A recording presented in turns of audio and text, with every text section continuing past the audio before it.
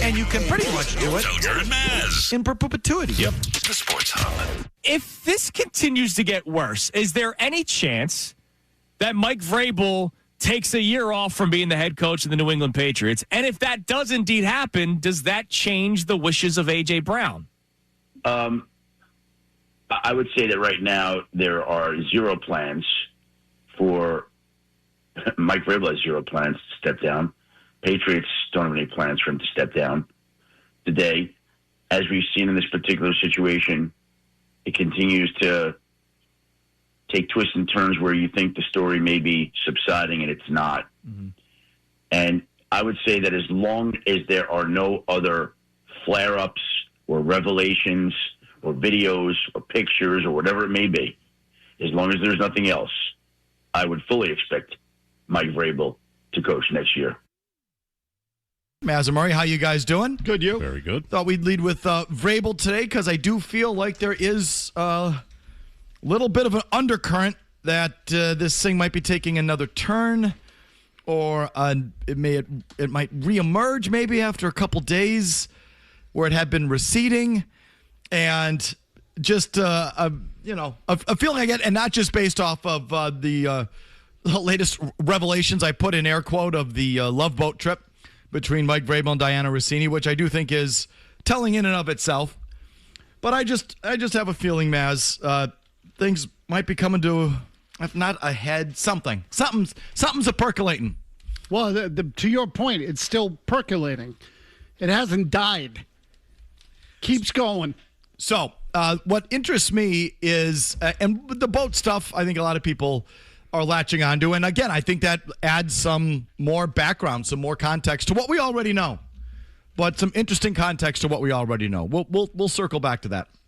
But this is the stuff that it might even be a few days old that I just wasn't aware of. But let me just read from you. This is theheavy.com, which has sort of aggregated some stuff and put it all in one place. But they say that Dianna Russini is ready to publicly address the Mike Vrabel photo scandal after resigning from The Athletic. And Vrabel has now been warned with the publication of a new report on Russini's plans. So, warned by who? I don't know. Doesn't say. The team, the league, his wife. Dianna Russini is ready to publicly address the scandal, and Vrabel has now been warned with the publication of a new report on Russini's plans. So he's been warned. So he was warned by a Daily Mail report, or it's a little unclear, sort of cryptic. Either way, sources close to Russini told the Daily Mail that a range of television programs, including Good Morning America and 60 Minutes, has been competing to land the Russini exclusive, and that the former NFL insider is leaning towards going on the record. Just stop. Good Morning America, 60 Minutes. I'm kind of heartened that she's going traditional media and not, I don't know. Trash? Well, define trash, but the internet? Yeah. That it's not an internet thing. It's like a sit-down.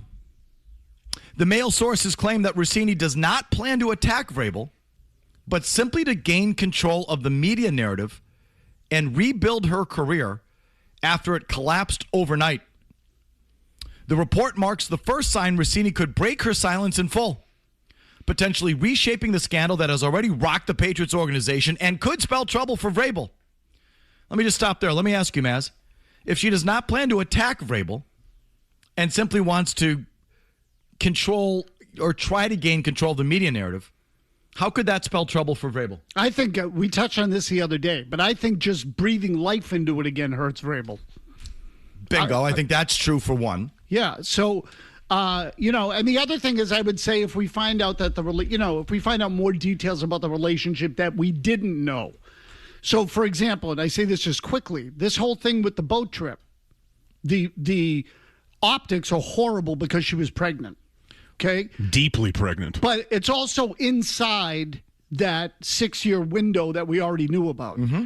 So in a lot of ways, it doesn't tell us any more than we already knew. And there'd already been speculation about, the kids having the same, or the kid being, or her son being named Michael, and on both sides. Well, I say both sides. Her own child being named Michael, And obviously Vrabel's name is Mike. And, people have speculated, could there be a paternity suit somewhere? All that stuff still exists. It didn't change from the boat report. But, I don't know. There's something about the image of a pregnant woman who's married going on a boat with a guy that is bad news. Why? It just doesn't look good. Why? Because the idea of someone pregnant having an extramarital affair, or someone having an extramarital affair with someone who's, in theory, pregnant with someone else's child comes off as, ugh. I think people frown on it. And so I think that detail hurts a little bit. Maybe a lot. So I think in some respect it makes them look better. In some respect. It speaks to, again, that they really cared for each other. They weren't just banging in the hotel room. So you go like that, like the boat trip with the 7 months pregnant. I mean, that's not a tryst. Are they going out there to get physical? I don't know. Yeah, who knows? I mean, who knows? But I mean, some people are into that. yeah? Yeah. Yeah, I'm with Mazz. Never underestimate the freakiness of the guy next to you. I'm going to assume at 7 months pregnant. Oh, there's video of the boat, right? Yeah. It Can came you out show me today. what kind of boat is it? I can't imagine it's a big. Is it like a center console? Is it a pontoon boat? How big is it? Show me the boat.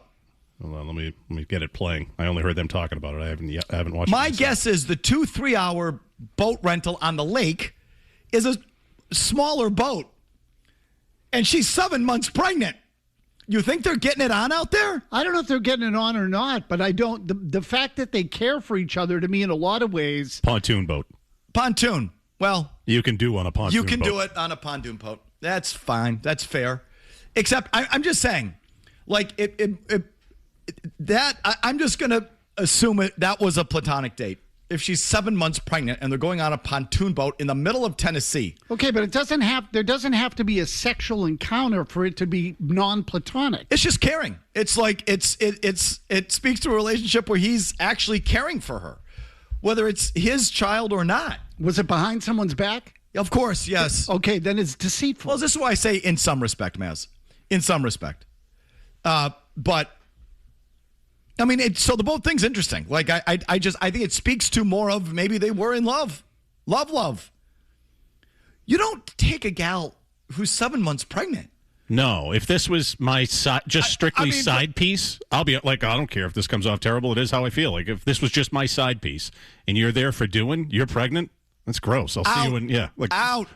This is the exact reason why you're my side piece.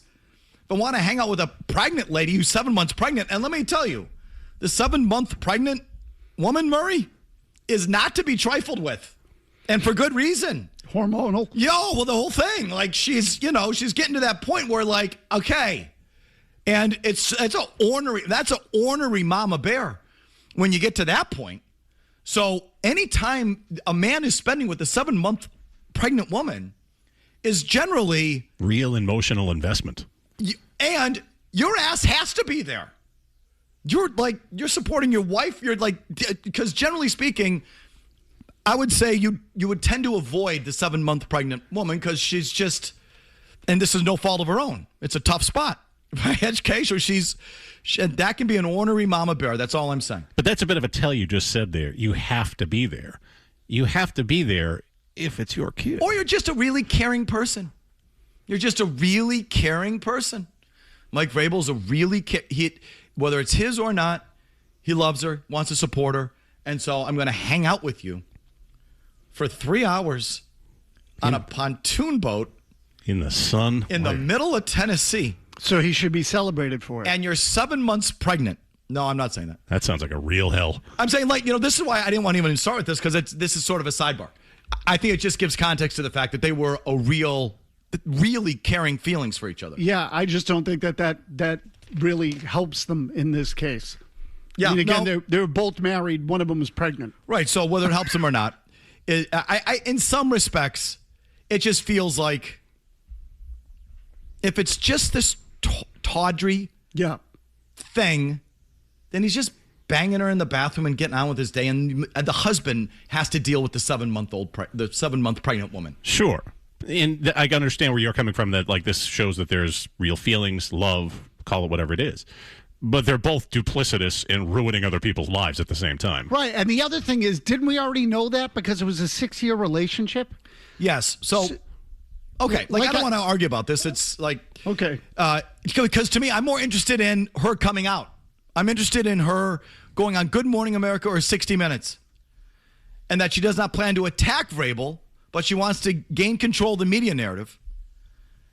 And if she breaks her silence in full, it could potentially reshape the scandal and could spell trouble for Vrabel. I just want to say, again, if she's not attacking him, how does that spell trouble for Vrabel? That interests me as well.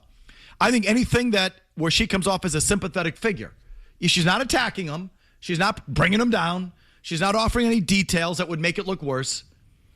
But if she gets emotional or cries or comes across as sympathetic, don't you think that hurts Vrabel? Because people are very likely to say, well, look at this poor girl. Look at what she's been through. And she's obviously, really been devastated by it. Where's he? You know what I mean? Sure. Like, she doesn't even have to attempt to make him look bad, Well, what if, and this touches on a little bit of what you were just saying. What if she loves him, but he was just kind of in it for the kicks? Now we're back to the boat. If you're just in it for the kicks, you don't go on the effing pontoon boat for 3 hours with the 7 months prego woman in Tennessee. You don't do that. That's love. I put nothing past a man. Unless he's into that sort of thing, as you said. Yeah, I put nothing past a man. Any man. Quote, Mike and the Patriots wouldn't be surprised one bit if she eventually talks about it in a TV appearance, a source said, according to the Daily Mail. Quote, and he will likely do the same, end quote. He will likely do the same? That would surprise me. He will likely do the same? That's the one that stopped me in my tracks, because I think, generally speaking, the reporting on these stories is really solid. They really, I think, dot their I's and cross their T's. And, as we've seen from the stories behind the stories, they're not just reporting this stuff. They're giving the principals days to set the record straight, set us straight. This is what we have. This is what we're going to report. If you tell us we're wrong, we'll kill the story. So, they're thorough. I think the sourcing on these stories is good. And I think the facts in these stories are typically very, very good. So when they say Mike and the Patriots wouldn't be surprised one bit if she eventually talks about it in a TV appearance, and he will likely do the same, what the hell? I can only think of, Mazz, we've referenced this before, Wade Boggs and Barbara Walters. Yeah, right. Remember that one? Oh, of course, yes. Yeah, how could you forget that one? Do you think that's in play? So she's going to sit down with the blonde-headed gal on Good Morning America. Who is she? She's terrific. And he's going to sit down with Strahan. What are we doing? What is that? Or Oprah. And he will likely do the same? That can't be right. So I can envision Vrabel doing an interview only in one scenario, and that is if he's not coaching the Patriots. If he's or saying I'm stepping away, that kind of thing. But basically, if he loses his job over it, is what I'm getting at, whether it's temporary or otherwise. If it got to that point, and then at that point, what's he got to lose? Okay. Meanwhile, we'll take your calls on it. You're already loaded up, of course. Meanwhile, Mike Florio has sounded a very ominous tone on this for weeks. More ominous than the current reporting would lead him to. He's been stronger on it than what we know would justify. Why? Why does he continue to beat a drum that I just, on the face of it, doesn't feel like it's worth beating at this moment? What does he have? What does he know? Or is it just his instincts? Or is it just the way he's coming across? Why that? And in a related story, the prediction markets have dropped pretty significantly in terms of Mike Vrabel and the odds of him being a Patriots coach next year. 5 days ago, Kalshi had Mike Vrabel as having a 77% chance to be the coach of the Patriots as of week 1. As of last evening, the number had plummeted to 64%. Pull it up now, see if it's changed again. What does Florio know? What do people know? Yeah. Why are those numbers moving like that? What's going on? And is it coming to a head sooner than later? Those are the items on the table. Right to your phones after these words. Oh, yeah! Thoughts, calls, emails. Oh, yeah! I get my jollies out of it. I do. I'm not a good person. Go ahead. Felger and Mazz. Oh, yeah! 98.5, The Sports Hub. Mike Vrabel got to catch hella heat at this point in time. Because if you can't lead yourself, how can you lead a group of men? This was no longer a mistake, T. This was now continued, willing, wild action. You're on a boat while married with another married woman who is pregnant. Child, we don't know who's the father, so I won't assume. And you doing this in the midst of your coaching tenure. T, how can you expect all 53, because several of the 53 will, but how can you expect all 53 to adhere to the off-field advice, not on-field advice? How can you expect all 53 men to adhere to the off-field advice of a man who, for at minimum 6 years, continued in a, if not affair, wildly disrespectful relationship to his wife, his kids, her husband, her pregnant child, and herself? How can you expect players, T, to follow his off-field instruction? Manuel Acho on the situation. It's true to it. Some people hold it against it. Most won't. Most of his players, I'm saying players, most won't. Some will. And it just undercuts his authority, moral high ground as a man. Credibility. And a leader, right? I mean, it just does. Yes. You know, you'd say that about anyone in any walk of life that, you know, got exposed doing that. You'd look at him differently. He's human. We all would. And so he's going to. We'll see how that all plays out. But that is, to me, that's a secondary concern. That's once you get into the season and all of that. And ultimately, I do think he'll figure that out. But what the hell? What does Florio know? Florio, again, has said things like I'm about to say. He's said this in different forms on different platforms for a couple of weeks now. He says we're one news cycle away, potentially, at any given moment, from him not being able to coach the team this year, Florio said. Well, he's the only one saying that. There's nothing that's been reported that would lead you down that road, yet he's been down that road now for a while. So has he got something? He's just not reporting? Because he's been pretty consistent about not really providing new details, but reacting to everything that's out there. Right. And, you know, a couple weeks ago when Chris Sims started to, like, maybe offer something new, well, I've been texting with the wives. You know, that's when Florio, I don't know if you were there. Yeah, no, I was here. That's when he shut him down. Yeah. Stay on target and all of that. So Florio's been pretty consistent, but I'm not going to add to this. I'm not going to advance this. But everything that comes out, I'm going to react to. So does he know something? And he's just waiting for it to come out? He might know he might know what the Daily Mail knows, which is, you know, there could be more coming here. He might not know the gory details, but he might know that there's more. Okay, thoughts. Josh in North Attleboro. Go ahead, Josh. Yes, brown check mark here, but yeah, it's the love child situation. It's Russini's camp really trying to tamp down on the situation because of it's her family, it's her children. So what do you mean? What do you mean? It's her camp trying to tamp down on the situation? What is that? Delaying the inevitable coming out about it because it's one child is from him, one's from her husband, and they're trying to work that out. Okay, well, that is a doozy. I mean, look, again, that one, to me, I'm not telling you it's not relevant, but if it comes out that that's confirmed, like that's a fact that one of the children is his, it makes things messy, yes. But, you know. Does it fundamentally change the story? No, it doesn't. I was just about to say, you know, in a lot of ways, it's still not. Is that the thing that gets him fired? No, see, I don't think it does either. I think it's another detail but I don't think that that's a fireable offense. What, so he's the first guy in the world that, you know, fathered a child with someone else's spouse? Brady did it, kind of. Basically, or pretty close. I mean, there's a lot of that goes around. I mean, NFL players with multiple children, multiple mothers. Like yes. No, it's part of the world now. Happens Absolutely. in pro sports, happens in the world. Like that, I don't think does it. Pete at work. Go ahead, Pete. Yeah, I disagree with you guys on that. You know, I don't think he should be fired per se, but I think especially if one of the kids is his, it's just simply not going to work. You know, there are a bunch of different things you can point back to, but I think about, when they brought the team together and said, hey, share some really personal things so we can get to know each other, when they're asking him about A.J. Brown in January and he talks about how great of a family man he is the whole time. It just feels a little off and fraudulent to, have this in your closet when you've built your brand on something completely different. I agree to an extent. When he says stand up in front of the group and share something with us that lets us know who you are, makes you vulnerable, I don't think he's expecting the players to talk about the kids they've had out of wedlock or the extramarital affairs they've had. Your dad brought you to practice, what your parents mean to you, that kind of thing. I just doubt he's asking these players to incriminate themselves with some really bad stuff. That's not what he's asking them to do.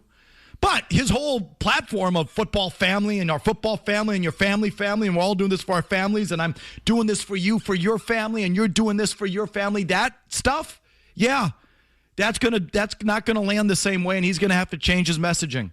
And that's going to change him as a coach, and that's absolutely something worth keeping an eye on. Don't you think this all comes down to how touchy the Crafts are about it? Because, at the end of the day, like, the guys in the locker room will appreciate Mike Vrabel, the football coach, for who he is. They will, because a lot of them, some of them have similar, I shouldn't say a lot, some of them have similar problems. I mean, there are guys in there that probably have had kids with multiple women. So, and that's fine. It's part of the world today. That's it. But I think his image is hurt more with the fan base. Yeah, oh, definitely. Yes, Mazz. Like, so how do, if you're the Crafts, that to me is what you have to factor in. And sponsors and partners and everything else. His image has been damaged. Yeah, he's becoming a distraction with this story. It's not going to go away. This is why they might, you're not going to fire a coach for having an extramarital affair. If they did that throughout the NFL or any sports, more than half the league would be out of a job in terms of coaches or players. But this story, and that it keeps picking up steam, they could say, look, this is too much, and the players are going to keep getting peppered about it. We need you to step away for this season. That I could see happening. I mean, if they deem him to be like some sort of bad representation of the organization, then they'll do it. Like, if I were him, that's what I'd be worried about. Well, yeah. It's a fair point, Mazz. It's right. Your boss, the guy who signs your check, that's what ultimately is going to decide your fate. I mean, the guys in the locker room are going to line up on Sunday, and Vrabel's going to be right there with them, and they'll be okay with that. I don't think that that's going to be the issue. I think people who think that that's the issue are out of their minds. Yeah, I'm with you, too. So I think it's got more to do with the perception of it. In the court of public opinion and how the Crafts view that. Yes. And their brand and their franchise and all of that. Let's pick up the Kraft angle after Big Jim Murray gets you updated here. Now, more of Felger and Mazz on the Sports Hub. Monica Lewinsky made $2.8 million off her scandal in 1998.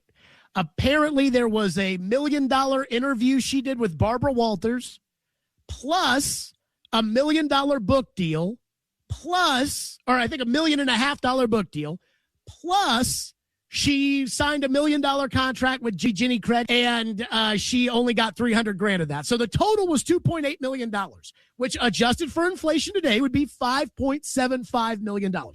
That's how much money Monica Lewinsky got out of her scandal. Is Dianna Russini going to be able to top Monica Lewinsky? She was sleeping with the president of the United States, and she got $2.8 million for telling her story. You know who can pay more than $5.75 million? Robert Kraft. And this is where it just seems too simple.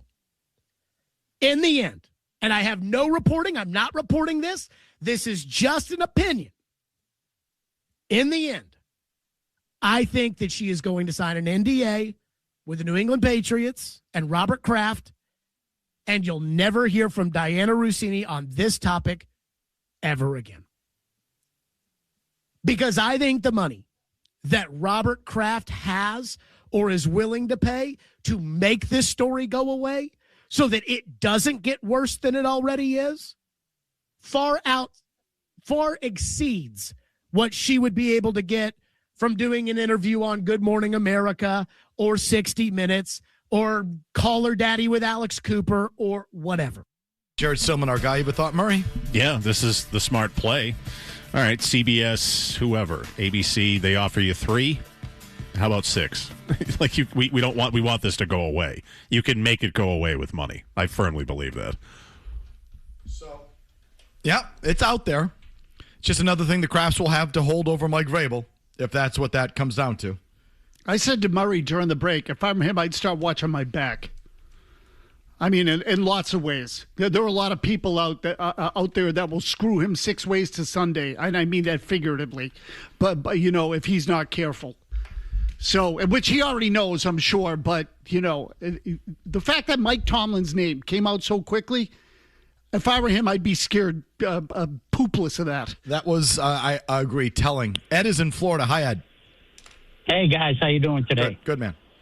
Good. Hey, one thing I haven't heard, and you correct me if I'm wrong, I haven't heard him say he was sorry in all of his comments. I haven't heard him say he made a bad decision. Yes, he did. And he's sorry for it. I don't know if I something about. Listen, I'll go check the transcripts, Ed. But I've never heard it. Okay, I've never heard it. So let's just go on that assumption that he's never said he's sorry, and maybe he isn't sorry. I don't believe you. I think I can't go with that assumption because I think you're dead wrong. Okay, so I'm sorry. Let's just go on assumption that's just completely wrong. We know is wrong. Did he say the word sorry? S-O-R-R-Y? I don't know. I don't think he did, but I think he conveyed it. He absolutely conveyed it. He absolutely said that my actions were not up to my standards. So if you want me to pull the transcripts, I will. But if he didn't say the exact words you're looking for, he was... The tone was apologetic. Adjacent to it. He was close enough for the thing you're talking about. Now, listen, there's a whole nother layer here, and this is where I think Vrabel gets hurt, even if she does an interview and doesn't try and attack him. She doesn't take him down, but she just comes off as sympathetic. And that shouldn't be hard, where she shows emotion, and you can sort of feel for her. Anything that you feel for her, sympathy towards her, the next thing you're going to say is, well, where's he? How come he's not here with Barbara Walters? Why is he, so I think there's going to be a natural inclination to say, well, look at how she's suffering. How come he's not? And that's a way for, even if she does her best to say nothing bad about him, it could still hurt him. And so that's kind of what I think the caller's alluding to. But to say that he hasn't shown some remorse here is just wrong. He has. He obviously has. Yeah, the other thing is, quickly, Mike, he doesn't owe me an apology. He owes one to his wife, to his employers, maybe to his players, for putting them in a spot where they might have to answer questions for it, and maybe to the people affected on Russini's side of it as well. And if he's doing that privately, he doesn't owe the public an apology. How many people out there have affairs? You think they apologize to the community? Apologize to the community and put it in the paper? What the hell is that? Rob's in Connecticut. Hi, Rob. Hey, guys. Love the show. They're both basically lying, cheating dirtbags, number one. Number two, I want you to replace your song from last year with Stefan Diggs, Big Bag of Drugs. Replace it with Vrabel with Big Italian Jugs. Here's Sean in Marlboro. Go ahead, Sean. Oh, God. Hey, I'm normally really quick, but give me 30 seconds. So first, it's not a double standard. His job wasn't affected. Her job, her journalistic integrity theoretically was. But my second point, you're talking about a league with Greg Hardy, Ray Rice, Aaron Hernandez. The Patriots actively had 2 people going to court for criminal charges last year. Who's kept playing? So you're talking. Jerry Jones had a bus full of strippers, so I could get arrested for a DUI, I could cheat on my wife. I could get into a bar fight. I could kill someone drunk driving, and I still have a job. This whole thing is pathetic. It's a private matter. It's an image issue, but he can still coach. So everyone just, who cares? Well, it feels that way to me. I mean, you do, obviously. And it feels to me like there's nothing here that would necessitate him losing his job or even taking a year. So, I agree on everything that we've seen and heard so far. I feel that way, too. I actually agree with the caller on that. So why are the prediction markets down to 64%? Why is Florio 61? I checked. Is he down even more today? Yeah. So it's now a 60-40 proposition that he's even coaching week 1. Why are those prediction markets down there? And why is Florio, who is really informed and been embedded in the NFL world for a long time, in the NFL gossip world? I mean, remember, he started NFL Live. It was like really good NFL gossip site. I loved it. But before he went more mainstream. But he's got, why is he sounding these bells? He's been sounding these bells for a while. He said just the other day, we're one news cycle away at any given moment from him not being able to coach the team this year. So why is he saying that? Why are the prediction market's down to 61, caller? I don't know. You tell me. Let's grab, how about we do this? How about we get to Mazz's Tears? Because it's that time of the week. Oh, already? Joe Mazzulla's won a championship, right? Wow. Yes. And I think he blows. I think he is mediocre at best. Which begs the question. Who are the most mediocre coaches and managers to win championships in the history of sports? Maybe that's a little strong. I don't know where you drew the line. But that's the subject of Mazz's Tears coming your way in a long commercial-free segment next. Boston's best sports talk. You can count on it. 2 plus 2 is a 5. Me sento un po' pacchiato perché Roma Felger and Mazz. le usanze Bernardi Auto, they've got Audis, Hondas, and Toyotas. Yeah. They are the ones who sponsor who Mazz thinks is a fraud and who's for real. Mazz's Tears. Yeah, those are the tears of the clown. Mazz's Tears. The second tier. Hold on, let me get my pen. Mazz's Tears. Dallas. Buffalo. Tennessee. Mazz's Tears. Third tier. Okay, here we go. Hold on, let me get my pen. Mazz's Tears. Tears. Tears. Tears. It's that time of the week. Mazz's Tears. Brought to you by the Bernardi Automotive Group. Because when it comes to auto dealers, the Bernardi Auto Group always finishes top tier with Mazz. Tippy top of top tier, 1A. That's because they sell and service Acura, Audi, Honda, Toyota, and Volvo vehicles. Bernardi for now, Bernardi for life. Find them now at BernardiAutogroup.com. Mazz, take it away. Okay, worst coaches / managers who've won a championship. That's what we're going with. Worst coaches / managers who have won a championship. And there's just so many. There's a name that I left off the list that I'm going to let you add as we go along. But again, this is self-explanatory. Well, it's also in the eye of the beholder. So it is, absolutely. Everyone's list is different, but go ahead. So we're going to start with Tier 3. Okay, we'll start with Tier 3, work our way upward, and go from there. Dick Vermeil. I'm glad you put him on there. I know. A crying baby. Oh, he had a super team. That's the only reason he has a ring. Yeah, he's annoying. And of all the bad interviews we've ever done, he's like in the top tier of our bad interviews. Oh, he was horrible. Prattling on. The Super Bowl, that was a horrible interview. Rattling on forever about his winery. Like, oh my God, I do not care, dude, about your wine. I don't care about hardly anything, but that you have to say, but especially your effing grapes. It was just carrying on. Do you remember this? Oh, I remember very well. Not to mention, okay, that one ring he had with that super team, you almost lost it to a team coached by Jeff Fisher. He's overrated. Oh, listen, I'm with you. Doesn't mean he's horrible, but go ahead. Okay. I disagree. Dick Vermeil made 2 Super Bowls with 2 different teams in 2 different eras. Not on my list. Bad. Nope, bad. Mike Ditka. Mike Ditka. Also overrated.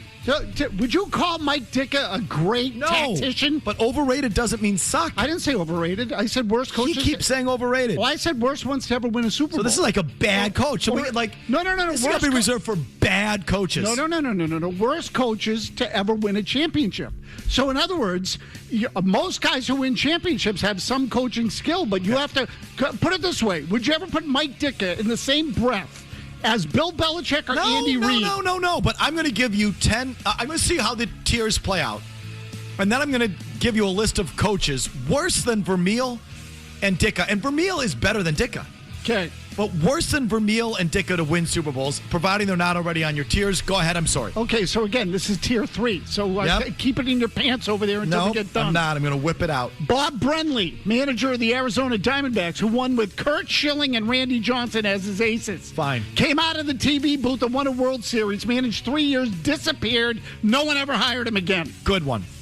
Joe Altobelli. Now, this goes back a little ways. Do you know who he won with? Oh, God. Why do I say Giants, but it's not? No, he was with the Giants for a long time, but didn't win with them. Okay. He won with the Orioles the year after Earl Weaver retired. Okay. Then the next 2 years, their win total went down. See you later. Tossed out the window. Got it. Joe Altobelli was the definition of a mediocre manager who inherited a good team. Yeah, exactly right. And you'll find on this list that there are many people who happen to follow someone who was either a drunk, a lunatic, or whatever, who won championships because they were in the right place at the right time. Got it. Also on Tier 3, just for Jimmy Stewart's benefit, Doc Rivers. Doc Rivers won with the Celtics. And Doc Rivers, did you know that with the Clippers, Doc Rivers' winning percentage was .670? I personally had a hard time. 670? Go ahead. Sorry. I personally had a hard time putting Doc Rivers on this list, but I did this for Jimmy Stewart. I thought Doc was a pretty good coach, but he doesn't belong on this list. He only won one title. He had teams where he could have won more, specifically with the Clippers. Doesn't belong on this list. Okay. 27 years, one title. Doesn't belong on this list. Go ahead. Tier 2. Tier 2. Casey Jones with the Celtics. Thank you. Useless. Great one. Great one. And nicest guy in the world. Oh, God. Gentle soul, tremendous human being. The man turned the lights on when they showed up, and then when they left, he turned the lights off, and that's about all he did. The famous story is that the Celtics were down a point with a timeout. Down a point with very little time left. They called the timeout. Casey Jones started to draw up a play. Bird reached over, rubbed his hand on the board, erased the whole thing, and said, just give me the ball and shut up. And that was it. That was the end of that. Doug Peterson, Philadelphia Eagles. Great one. Actually beat the Patriots in the Super Bowl. I always thought it was Frank Reich that won that game. It may have been, but he wasn't particularly good head coach as it turned out either. Peterson's been a complete zero since that game, has really never done anything else. Ozzie Guillen, manager of the 2005 Chicago White Sox. They had a hell of a year that year, the White Sox did. The year after the Red Sox ended their curse, the White Sox ended theirs. Yep. Guillen was really widely remembered as kind of a lunatic and a loose cannon. He had a great team that year, and he had some. He was against the grain, but I would hardly call him a great manager. Often did more harm than good. John Farrell with the Red Sox. Again, super team. Right guy, right place, right time. He was familiar after the Bobby Valentine debacle. The Red Sox went out and signed a bunch of grinders and sort of just purged the air, sprayed the air freshener around, and they won a World Series. I mean, just kind of a good criterion. You've done it with some of these guys. Did they ever do anything anywhere else? Right, exactly. It's just a matter of the circumstances are right and you hit the jackpot. Which is why... He'd bump his shoulder into a car door. Sorry, John.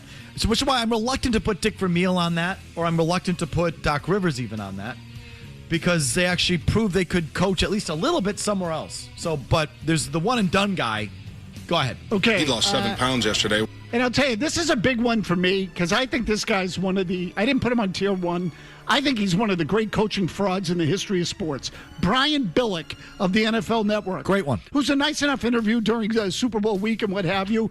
I said this to Murray, and I don't think Murray had realized it. When the Vikings went 15-1 one year, and then lost in the playoffs when Gary Anderson missed his only field goal attempt of the year. That one.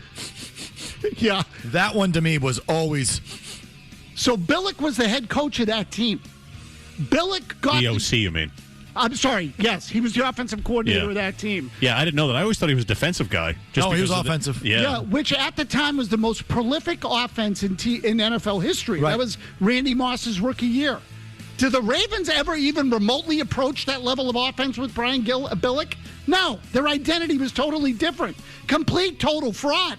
Rode on the coattails of Ray Lewis and Ed Reed if Ed Reed was on that team at that time. At the Super Bowl, I know definitely Lewis was. Yes. Anyway, Brian Billick to me is borderline tier 1, but we'll stop there. Now, tier 1 will work from the bottom up. Bob Lemon. Now, a lot of you are going to say, who is Bob Lemon? Yankees, right? Very good, Mike. He took over for Billy Martin in the middle of the 1978 season. One of those years he got fired. Correct.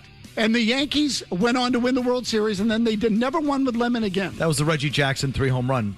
Correct, 78. Very good. Thank you. And you know why they won with Bob Lemon? Because he wasn't Billy Martin.